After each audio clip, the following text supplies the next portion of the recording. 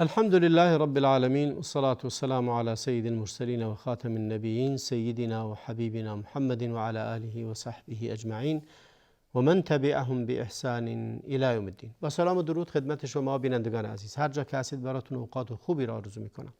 امروز هم در مورد خطاهای رایج دیگری صحبت خواهیم کرد. یکی از خطاهایی که خیلی رایج هست و شاید خیلی ها بدون اینکه معنی اون رو بدونن به کار میبرن و به کسای این رو نسبت میدن، الفاظی که شاید در بعضی موارد درست و در بعضی موارد غلطه. مردمی که معنی اون رو نمیدونن ولی باز هم میگن. مثلا میگن فلانی تندروه، فلانی اصولگراست، فلانی اله است و فلانی بله است. آیا معنی این حرفا رو میدونید؟ آیا میدونید اصولگرا یا تندرو به چه معنیه؟ آیا اگه زنی اگه خانمی حجاب داد، آیا معنی این هست تندروه؟ اگه مردی گفت که من ربا نمیارم از بانک، این تندروه؟ اگه گفت که کسی رو دیدید که ریش داره و مسواک چوبی هم داره، این هم تندروه؟ خب اگه اومدیم و گفتیم اینایی که گفته شد همه در حدیث پیامبر هست، اون وقت چگونه با این موضوع متعامل میکنید؟ خاطر همین دادن القاب‌های مختلف بدون اینکه معنی اون رو بفهمید به دیگران شرعاً حرامه. مخصوصاً اینکه امروز عده‌ای این رو رایج کردن، میگن امول فلانی حجاب داره، یا اگر ریش داره تندروه، داعشه، فلانه، علانه، بهمانه. این القاب رو میچسبونن به هر کسی که دیدن متدینه و متاسفانه از خود متدینین، از خود اونایی که اهل نمازن، اهل روزن، اهل حجن، اهل عباداتن، این رو هم میشنوی.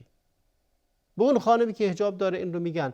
خب این الفاظ آیا فکر نمی کنی باعث بشه که این خانم حجابش رو برداره به خاطر اینکه تو بهش نگی داعشیه، به خاطر اینکه تو بهش نگی تندروه، به خاطر اینکه بهش نگی اصولگراست، به خاطر اینکه بهش نگی فلان و علان و بهمانه، باعث میشه که اون حجابی که به سر کرده حجابش رو کنار بذاره.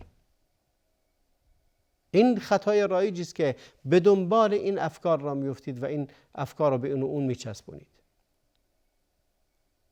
بلکه باید انسان رو کمک کنید بر اون که بتونه عبادتش رو انجام بده. وقتی به کسی میگه اصولگرا یعنی داره جمود فکری هست. این رو غربی ها درست کردن، بعد مسلمان ها این رو به کار بردن و به خاطر اینکه بگن که این ضد آزادیه، ضد فهمه، اصلا فهم نداره، جمود فکری داره، اصولگرا جمود فکری داره. خب در مقابل کی؟ در مقابل اونی که میگه هر طور که میخوای زنت بذار بی حجاب باشه، مشروع وجود داره تو جامعه، بذار باشه، موسی به دین خود، عیسی به دین خود. میگن بانک‌ها ربا دارن، میگن نه فایده است و این رو بهش میگن انسان روشن فکر، اما اون یکی بهش میگن اصولگرای متجمد جمود فکری داره. و این بسیار خطا است که اگر انسان بیاد به دیگری چنین نسبت‌هایی رو بده و باعث بشه که تبلیغاتی بر علیه بعضی از مظاهر دینی رونق بگیره که اون شکل ظاهری از بین بره. امروز نگاه کنید که باز هم از خطاهای رایج خواهم گفت که هر کسی رو دیدن که داره دیانت خوبی است، یک لقبی بهش میدن که مردم رو از اون بترسونن. مردم رو مثلا یه لقب بدی رو میگن که این لقب بد باعث میشه که مثل بگن تندروه. این شخص هم میدونه که خداوند فرموده نماز تو باید بخونی، ریش تو پیامبر فرموده سنت بذاری، مسواک رو فرموده مثل سنته، همه اینا رو گفته، ولی اینا رو همه رو کنار میذاره فقط به خاطر اینکه شما بهش نگید که تندروه. شما بهش نگید تندروه، اون نصف سرش هم بیرون میذاره، موهای سرش هم و حجاب نیمه حجابی میده تا شما بهش نگید تندروه. شما میدونید مرتکب چه خطای بزرگی شدید با این لفظتون، فکر کردید که چیزی نیست، اما جزو خطاهای رایج جامعه است که خیلی از اسلامی‌ها، خیلی از کسانی که مسلمانن، خیلی متدینن، اهل نمازن، اهل عبادتن، باز این الفاظ رو به کار میبرند. و اون کسی که متعهد به دین هست بلکه باید به بهترین القاب یاد بشه تا مردم تشویق بشن از اینکه بیان به دین متعهد باشند.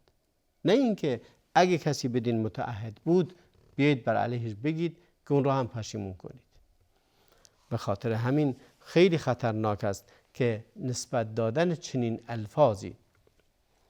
من شنیدم که خیلی هستن که فلانی خیلی اموله، یعنی خیلی عقب افتاده است، فلانی روشن فکره، یعنی خیلی باز دیگه، و الفاظ دیگر از این قبیل که به یکی یعنی کاری میکنن که دختران ما، زنان ما حجابشون رو کنار بذارن به خاطر اینکه دیگران بهشون نگن فلان و علان. اونی که حاضره که مظاهری که داره رو کنار بذاره تا بهش نگن ارهابیه. این یکی هم میخواد که مرتکب حتی حرام هم بشه تا بهش بگن آدم خوبیه. نمازشو دیر بخونه، عجله نداشت. اگه دیدن که همین که از آن که ایشون میگه عجله داره، میگه بریم نماز بخونیم. اما این یکی و یا تو جمعی که هستن میگه خب حالا میریم، شما تندروی، سخت نگیر، بعداً میخونیم. خب چرا باید اینقدر فکر غلط داشته باشیم؟ اگه فکر کنیم اگه کسی نماز رو سر وقت بخونه یعنی انسان تندرویه؟ این حداقل عبادت و بندگیه، حداقل التزام بدینه که خداوند از ما بیشتر از این رو خواسته. اما این حداقل رو ما انجام نمیدیم و این گونه راه رو باز میذاریم برای هر بدی دیگری، هر فتنه دیگری، هر انحراف دیگری، و این گونه است که حامی بیدینی میشیم و بر علیه دین قرار میگیریم. این رو بهش میذاریم انفتاح داریم، یا هر چیز دیگری از این قبیل که وجود داره و به اسم ترقی، به اسم پیشرفت، به اسم نمیدونم دوری بودن از تندروی و خشونت میاییم اینا رو اعمال میکنیم. به اون کسی که داره قرآن بیشتر میخونه تهمتای میزنیم که بله این تندرو و اون کندرو و اون فلان و این علانه. همه اینها شرعاً جایز نیست و نادرسته و باید حتما از اونها پرهیز کنیم. و از جمله قضایی که باز هم در الفاظ ما وجود داره و ربط داره به این موضوع، به خاطر اینکه گناه و معصیت رو آسون کنند اسم گناه ها رو عوض کردن. مثلا به ربا اسم فواید بانکی رو گذاشته. شما اگه بیای بگی ربا حرامه، از بانک ربا نگیر، بهش میگن تندروه. من نمیدونم پس کجا هست این کندرو شما چیه؟ این اعتدالی که ازش حرف میزنین چیه؟ یعنی اگر کسی رفت ربا رو خورد اسمش رو گذاشت فواید، زنا رو گفت که ارتباط جنسی خارج ازدواج. ببینید چطور اسمش رو عوض کردن، ارتباط های جنسی خارج ازدواج. چرا نمیگید زنا؟ برای اینکه اون سنگینی این کلمه رو بردارن، مردم دیگه به آسانی بتونن این کار رو انجام بدن، بهش میگن ارتباطات جنسی خارج ازدواج. خب همون ارتباط جنسی خارج ازدواج مگر نه این هست که زناست؟ ولی زنا رو کنار میذارن، میرن سراغ الفاظ دیگری رو به جاش میذارن. مشروبات الکلی رو میگن مشروبات روح افزا. هدف چیه؟ هدف اینه که اون رو راحت منتشر بدن در جامعه و به جای خمر اون لفظ رو به کار ببرن. و این تغییر الفاظ خطای رایجی است که شما فکر کنید با دادن القاب بد به انسان‌های متدین و ملتزم اونها رو از صحنه بیرون برانید و با دادن عوض کردن اسم گناهان اونها رو حلال کنید. همه اینها یکی از قضایای مهمی است که باید به اون به درستی پرداخته شود و از گفتن الفاظ ناشایست و درست و غلط باید ازش دوری کرد. اون که بحث این که یک برچسبی بهش بدی، یه لقبی بهش بدی، این گروه فلانه، این دسته فلانه، اینها همه باعث میشه که امت رو دچار خطا کنه و باید جلوی این رو بگیریم. و اما در مورد شاید یکی از مواضعی که خیلی رونق داره تصنیف کردن مردم هست در این جامعه. هر کسی رو میبینی در جامعه یه برچسب بهش زدن، این گروه فلان، اون گروه علان، اون گروه علان، اون گروه علان، دچار تشتت، تفرقه و مصیبت بسیار بزرگی در جامعه شدیم. و این است که شرعاً هم حرام است که ما به کاری کنیم دیگران رو از دین متنفر کنیم. یا ببینید مردم خودشون این اشکال رو نمیبینن، ولی کسایی دارن این رو رونق میدن، زیاد میکنن تا تفرقه رو بیشتر کنن و مردم رو از هم دیگه جدا کنند. و این وجه خطرناک قضیه هست که انسان به این اسمها بخواهد مردم رو از صحنه خارج کنه و الفاظ بدی رو بگه. اما دیگه از دیگه خطاهایی که وجود داره و خطایی است که بعضی وقتا یکی میگه من میگه فلانی پاش خیر نیست، این عروس آوردیم خونه پاش خیر نبود، از وقتی که اون اومده ما اینجوری شدیم، بلا نازل میشه. این پیامبر فرمود الطیرة شرک، طیره شرکه. شما اگه بخواید تشاؤم کنید به دیگران، به اشخاص، به افراد، به اینها، شرعا حرام. تمام شؤم، تمام بدیها در رفتار ماست.